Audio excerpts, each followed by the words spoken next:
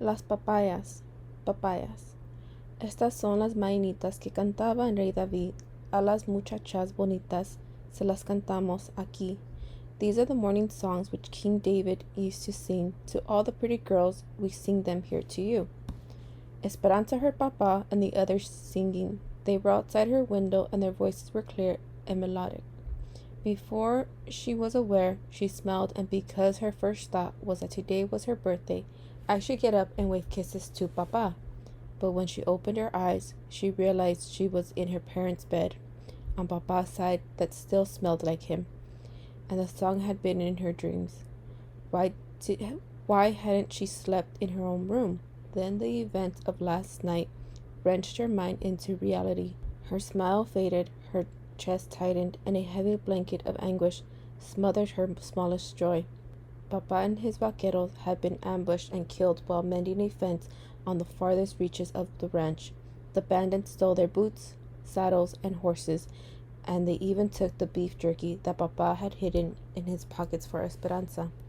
Esperanza got out of bed and wrapped un chal around her shoulders. The shawl felt heavier than usual. Was it the yarn, or was her heart weighing her down?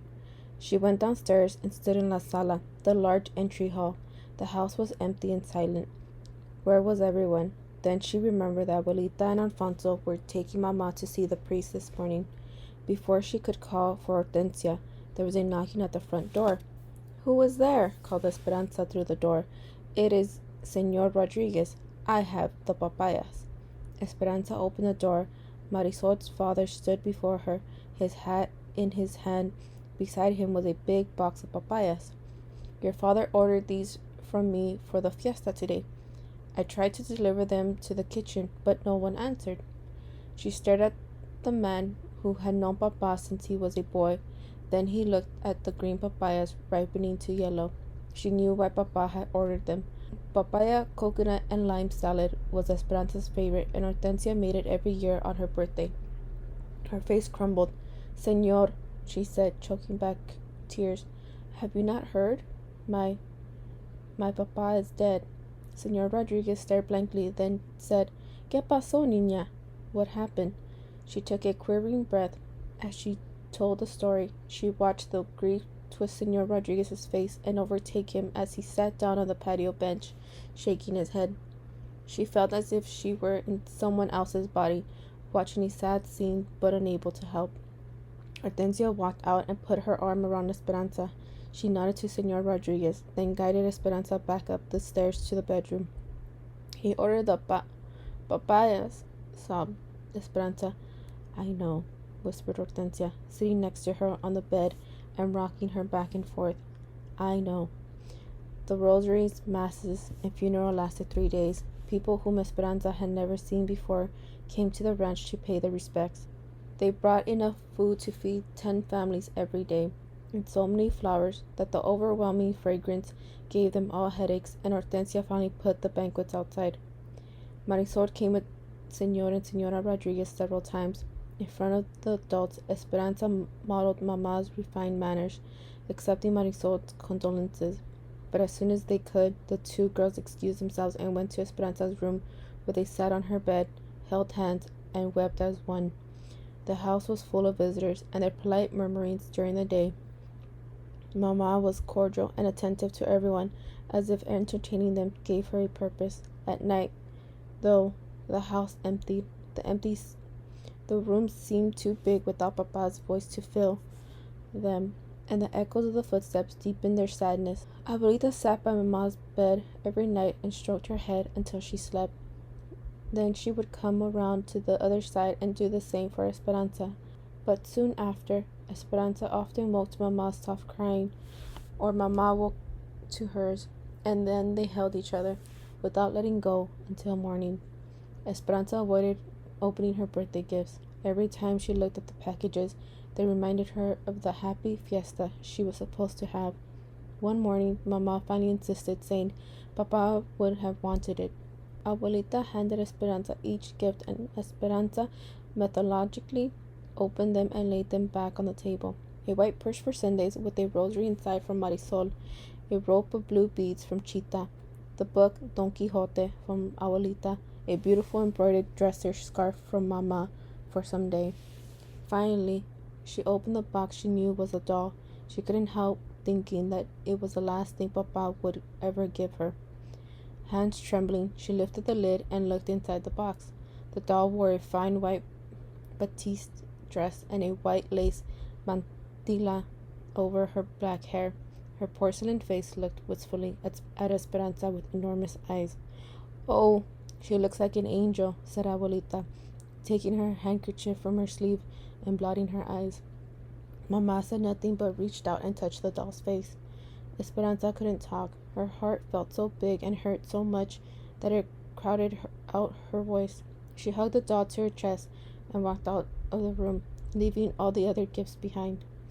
Tio Luis and Tio Marco came every day and went into Papa's study to take care of the family business. At first they stayed only a few hours, but then they became like La Calabaza, the squash plant in Alfonso's garden, whose giant leaves spread out, encroaching upon anything smaller. The uncles eventually stayed each day until dark, taking all their meals at the ranch as well. Esperanza could tell that Mama was uneasy with their constant presence. Finally, the lawyer came to settle the estate. Mama, Esperanza, and Abuelita sat properly in their black dresses as the uncles walked into the study, a little too loudly. Tio Luis said, "Ramona, grieving does not suit you. I hope you will not wear black all year." Mama did not answer and maintained her composure. They nodded at Abuelita, but, as usual, said nothing to Esperanza. The talk began about bank loans and investments. It all seemed so complicated to Esperanza, and her mind wandered. She had not been in this room since Papa died.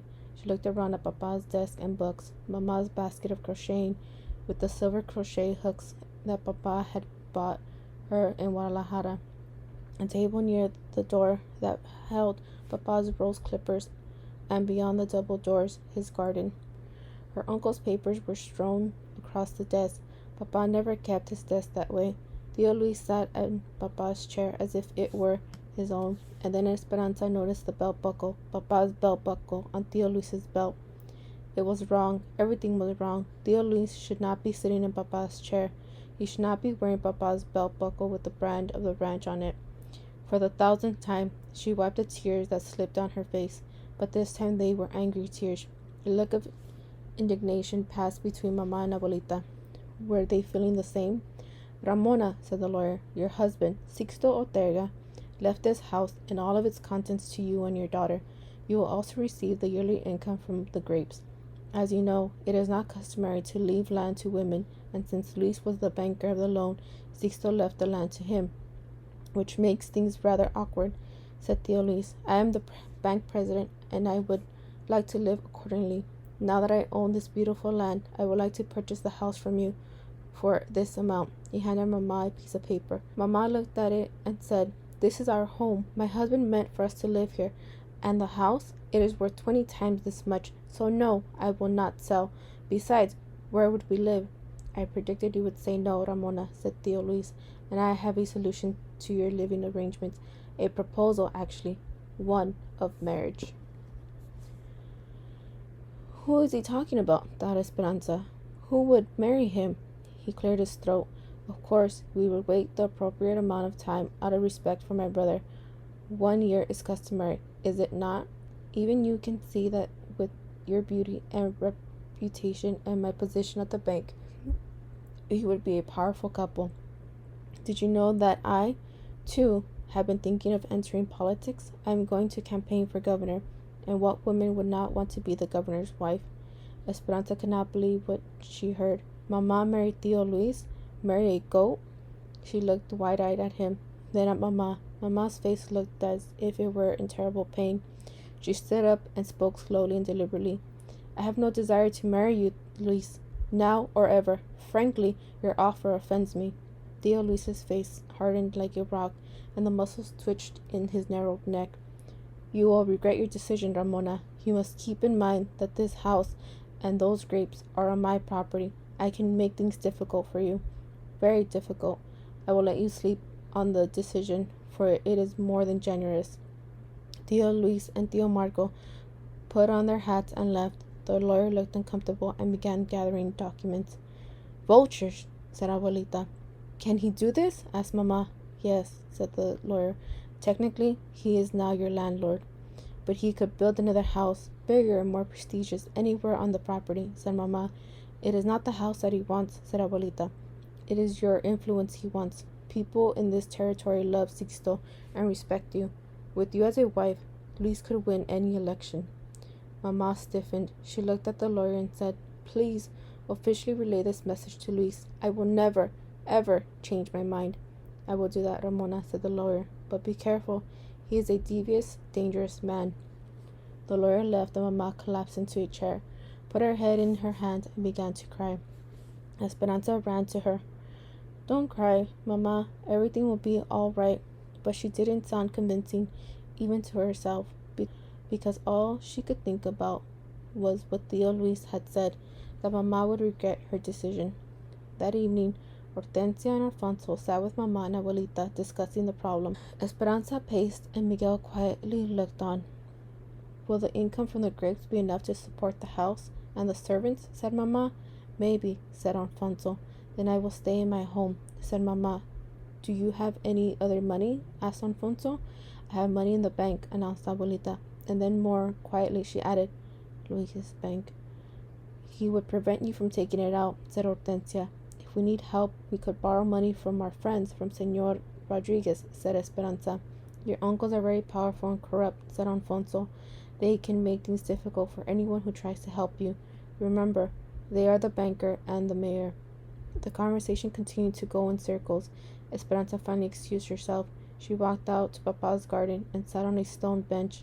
Many of the roses had dropped their petals, leaving the stem and the rose hip, the green, grape-like fruit of the rose.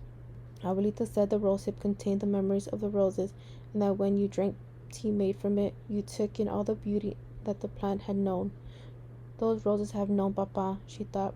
She would ask Hortensia to make rose hip tea tomorrow. Miguel had found in the garden and sat beside her. Since Papa died, he had been polite, but still had not talked to her. Ansa, he said, using her childhood name.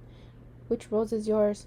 In recent years, his voice had become a deep throttle. She hadn't realized how much she missed hearing it. The sound brought tears to her eyes, but she quickly blinked them away. She pointed to the miniature pink blooms with delicate stems that climbed up the trestles. And where is mine? Asked Miguel, nudging her like he did when they were younger and told each other everything. Esperanza smiled and pointed to the orange sunburst next to it. They had been young children the day Papa had planted one for each of them. What does it all mean, Miguel? There are rumors in town that Luis intends to take over the ranch, one way or another. Now that it seems true, we will probably leave for the United States to work. Esperanza shook her head as if to say no. She could not imagine living without Hortensia, Alfonso, and Miguel. My father and I have lost faith in our country. We were born servants here, and no matter how hard we work, we will always be servants. Your father was a good man. He gave us a small piece of land and a cabin. But your uncles, you know their reputation. They would take it all away and treat us like animals. We will not work for them. The work is hard in the United States, but at least there we will have a chance to be more than servants. But Mama and Abuelita, we need you. My father says we won't leave until it is necessary. He reached over and took her hand. I'm sorry about your Papa. His touch was warm and Esperanza's heart skipped. She looked at her hand in his and felt the color rushing to her face. Surprised at her own blush, she pulled away from him. She stood and stared at the roses. An awkward silence built a wall between them. She glanced quickly at him. He was still looking at her with eyes full of hurt before Miguel left her there. He said softly, You were right, Esperanza. In Mexico, we stand on different sides of the river. Esperanza went up to her room, thinking that nothing seemed right. She walked slowly around her bed, running her hand over the finely carved post. She counted the dolls lined up on her dresser. 13, one for each birthday. When Papa was alive, everything was in order, like the dolls lined up in a row. She put on a long cotton nightgown with hand-sewn lace, picked up the new doll, and walked to the open window, looking out over the valley. She wondered where they would go if they had to live somewhere else. They had no other family except Abuelita's sisters, and they were nuns in a convent. I won't ever live here, she whispered. A sudden breeze carried a familiar pungent smell. She looked down into the courtyard and saw the wooden box still sitting on the patio. It held the papayas from Senor Rodriguez, the ones that Papa had ordered, that should have been served on her birthday. Their overnight sweetness now pervaded the air with each breath of wind. She crawled into bed beneath the linen edged with lace, hugging the doll. She tried to sleep, but her thoughts kept returning to Theo Luis. She felt sick at the thought of Mama marrying him. Of course, she had told him no. She took a deep breath, still smelling the papayas and Papa's sweet intentions. Why did Papa have to die? Why did he leave me and Mama? She closed her eyes tight and did what she tried to do each night. She tried to find the dream, the one where Papa was singing the birthday song.